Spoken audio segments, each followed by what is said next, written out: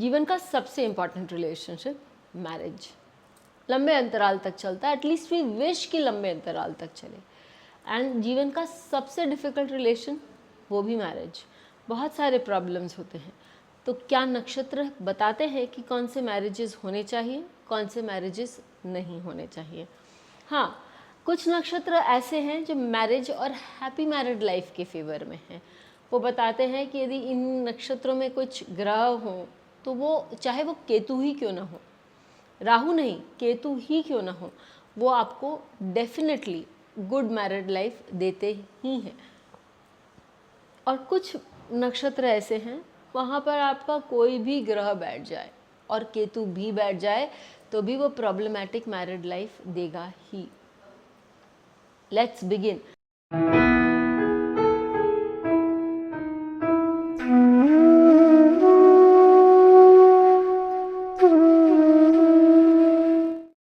सबसे पहले मैं आपको happy married life, let's begin with good things. तो एक हैप्पी मैरिड लाइफ के लिए जो 2 नक्षत्र मैंने आज के इसके वीडियो के लिए चुने हैं कि ये मोस्ट इम्पॉर्टेंट है, वो है उत्तर भाद्र और दूसरा है उत्तर फाल्गुनी।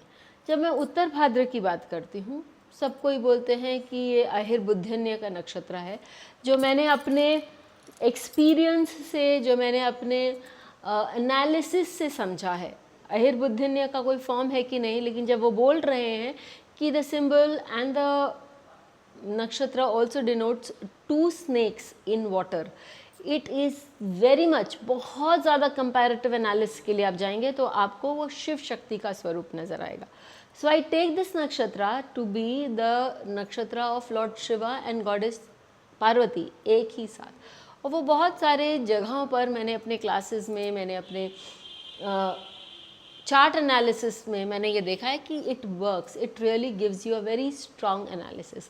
तो उत्तर भाद्र नक्षत्र में यदि किसी का भी ग्रह है, मैंने केतु देखा है यहाँ पर, मैंने लोगों का यहाँ पर चंद्रमा देखा है, मैंने लोगों का यहाँ पर जुपिटर देखा है, और मैंने देखा है कि यदि सप्तमेश भी यदि इस नक्षत्र में बैठता है तो it gives a very happy married life. देखिए, नोक झोंक सबकी होती है और नोक झोंक शिव जी और पार्वती जी की भी बनती थी। शिवरात्रि का फेस्टिवल ले लीजिए आप, वहाँ उन लोगों का जो विवाह के समय उन लोगों के बीच में ईगो क्लैश हुआ था, और किस ब्यूटीफुल वे से उन लोगों ने अपने क्लैशेस को संभाला, किस तरह से उन लोगों ने उससे ऊपर उठने का प्रयत्न किया और उठे भी। शिव जी पार्वती जी भी हर समय जब भी उनके बीच में कोई विच्छेद होता था, कोई भी आर्ग्यूमेंट होता था, तो वो किस तरह से एक दूसरे के पूरक होके उसको अच्छे से संभालते थे, ये नक्षत्र बहुत बार हमें दर्शाता है। इसी तरह जो कपल हैं उनमें से यदि किसी के भी यहाँ ग्रह हो तो आप देखेंगे कि उनको शादी को किस तरह से संभालना है, किस तरह से चीज़ों को लेकर चलना है, it's very apparent between them. और मैं for example I just take a couple of charts यहाँ पर भी, और मैं आपको वो भी एग्जाम्पल देना चाहूँगी कि दूसरे नक्षत्र का जो है उत्तर फाल्गुनी। उत्तर फाल्गुनी नक्षत्र अर्यमा का है, और अर्यमा जो है वो प्रोटोकॉल यानी कि नियम कानून उसके बहुत ही ज़्यादा कायल हैं, या उसको बहुत मान के चलना चाहते हैं। तो विवाह में जो नियम कानून व्यक्ति को आना चाहिए, या अपनी ड्यूटीज़ के प्रति जिस तरह से व्यक्ति को सजग होना चाहिए, यदि यहाँ पर किसी का ग्रह है तो व्यक्ति अपनी ड्यूटीज़ को नहीं छोड़ते, व्यक्ति अपने विवाह को निभाने का प्रयत्न करते हैं चाहे कोई भी प्रॉब्लम्स आ जाए।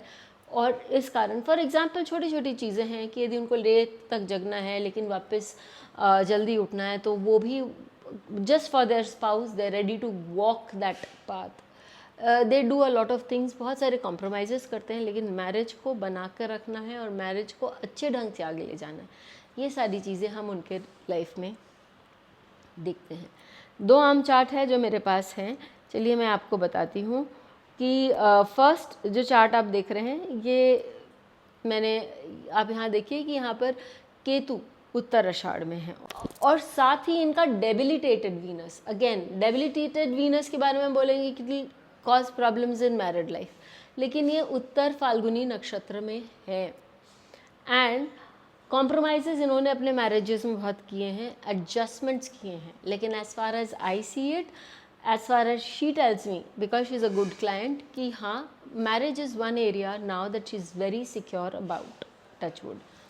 तो यहाँ 2 ग्रह आपने देखा कि डेबिलिटेटेड ग्रह है, लेकिन उत्तर फाल्गुनी में है, वो भी वीनस, और आपने देखा कि केतु भी है, लेकिन वो उत्तर भाद्रा में है, and it is giving her a very happy married life. Second, हम लेते हैं, ये एक और चार्ट है, क्लाइंट चार्ट है, और उनके लिए भी लाइफ में one of the happy places और वन ऑफ द प्लेसेस जिसके लिए वो सिक्योर्ड है, वो है उनकी मैरिज। तो ये आप देखिए कि इनका जो चंद्रमा है वो उत्तर भाद्र नक्षत्र में है, ठीक है, 11th लॉर्ड है, एसोसिएशंस का लॉर्ड है, और वो आपका स्पाउस एंड चाइल्ड भी बताता है, तो वो बहुत स्ट्रांगली उसको सेडिमेंट करता है। और फिर दूसरा जो हम देख रहे हैं वो है, तो उत्तर फाल्गुनी में आप देखिए कि उनका लग्न और शनि है, दोनों, शनि उनके लिए 7th हाउस को भी देख रहे हैं, एंड उनको कर्तव्य, I mean she is very much into doing the right things for the spouse, उनको अपने कर्तव्यों का बोध है, और वो चाहे किसी भी चीज़ में हो, लेकिन as far as marriage is concern, that is what makes it very strong, क्योंकि क्लियर थॉट प्रोसेस जो देता है अपने मैरिज के लिए, वो इनको ये शनि और ये लग्न उत्तर फाल्गुनी में बैठे ये दोनों प्लैनेट्स देते हैं, ठीक है। यहाँ तो हमने बात करी कि 2 प्लैनेट्स ऐसे जो मैरिज में प्रोस्पेरिटी, मैरिज में स्टेबिलिटी, मैरिज में हैप्पीनेस देते हैं। चलिए वो 2 नक्षत्रों के बारे में भी बात कर लेते हैं, जो यदि आपके चार्ट्स में हो तो वो प्रॉब्लम्स क्रिएट करते हैं। कौन से 2 नक्षत्र है? देखिए, एक तो उत्तर आषाढ़ नक्षत्र है और एक पुष्य नक्षत्र है। बहुत क्लियरली मैं आपको एक बात बोलती हूँ, जब मैं एस्ट्रोलॉजी पढ़े थे, हमारे एक बहुत अच्छे सर थे, गोपाल कृष्णन सर, वो हमेशा बोला करते थे, you know, if there are too many planets in one house, the opposite house suffers. Why? Because the balance is more on that house, और सीसो का बैलेंस यदि हम 0 बैलेंस करेंगे तभी वो बैलेंस रहेगा, वरना झुकाव किसी भी एक तरफ ज़्यादा रहेगा। अब यदि आपका अपने करियर के प्रति बहुत स्ट्रॉन्ग झुकाव हो तो क्या सफ़र करता है लाइफ में? आपका फैमिली, आपकी marriage, because that's one person you take for granted. और ये चार्ट आप, मैं मुँह ज़बानी आपको बताती हूँ, यदि आपने कभी भी चार्ट उठा के देखा सुभाष चंद्र बोस जी का, तो उनका पुष्या नक्षत्र में क्या है? केतु बैठा हुआ है, और वो भी 4th हाउस में। We all know he was married, लेकिन एक छोटे टाइम के लिए, और उनका मैरिटल लाइफ कितना सफ़र किया ये तो सब जानते हैं। तो पुष्य नक्षत्र में क्या होता है कि वो करियर ओरिएंटेशन के कारण या अपने काम को लेकर इतना फोकस्ड होना कि आप भूल जाते हैं कि आपके आसपास भी और कोई ज़िंदगी है या आपका एक फैमिली लाइफ भी है। सो दिस इज़ वन नक्षत्र that can cause problems. Extra marital affairs भी, ये सारी चीज़ें तो है ही, लेकिन वर्क रिलेटेड इश्यूज़ के कारण आपको वो हो सकता है। कभी कभी क्या होता है, आप देखेंगे कि आपके एथिक्स इतने हाई हैं कि आपको वो अपने लेवल के एथिक्स वाले लोग मिलना प्रॉब्लम हो जाता है, कि your moral compass is so not that you find it difficult कि दूसरों से भी एडजस्ट कर लें, तो वहाँ पर आपकी मैरिज कैसे होगी? यही प्रॉब्लम है उत्तर आषाढ़ नक्षत्र वालों के साथ। एक तो ये ममाज बॉयज़ भी होते हैं या ममाज डॉटर्स भी होती हैं, तो या फादर्स डॉटर्स होती हैं, तो they are very much looking out for somebody कि जो उनके पेरेंट के टक्कर के हो। एक कोई 2 इंसान एक जैसे नहीं होते, तो उनको जोड़ मिलने वाला नहीं है।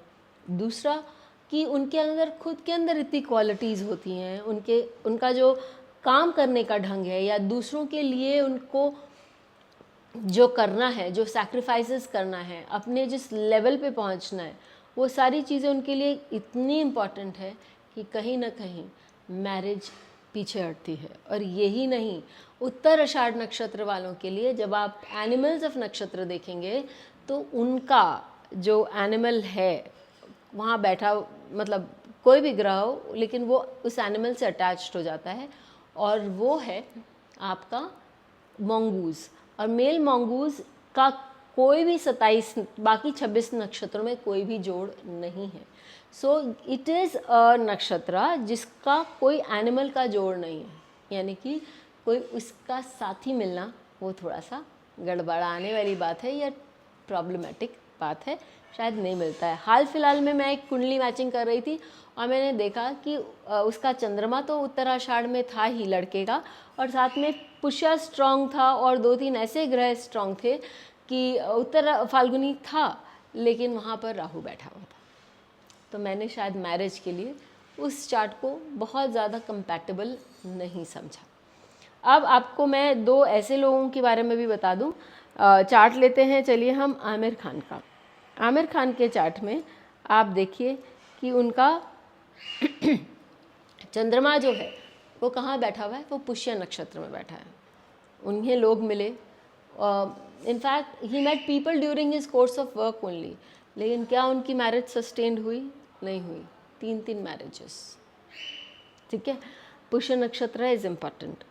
दूसरा मैं चार्ट आपके लिए लेती हूँ, उत्तर आषाढ़ नक्षत्र में चंद्रमा जिनका है, और वो है हमारे none other than ex prime minister late Mrs Indira Gandhi. उनकी मैरिज वो भी उनके 7th हाउस में, और हमें मालूम है कि उनकी मैरिज जो है वो बहुत छोटे पीरियड के लिए चली और बाद में वहाँ पर हमने प्रॉब्लम्स देखे, वहाँ हमने एक्स्ट्रा मैरिटल अफेयर देखा, लेकिन ऑल इन ऑल उनको तो अकेले अलग ही रहना पड़ा अपने बच्चों के साथ। तो हमने देखा कि नक्षत्रों का मैरिज पर कितना स्ट्रॉन्ग इम्पैक्ट होता है। आप भी अपने नक्षत्र देखिए, आप भी अपने नक्षत्र मिलाइए। फिर मिलेंगे, तब तक के लिए धन्यवाद। बेल आइकन को दबाएं ताकि आपको वीडियोस की अपडेट मिलती रहे। हमारे वीडियोस को लाइक करें, शेयर करें, उन पर कमेंट करें और हमारे चैनल को सब्सक्राइब करना न भूलें।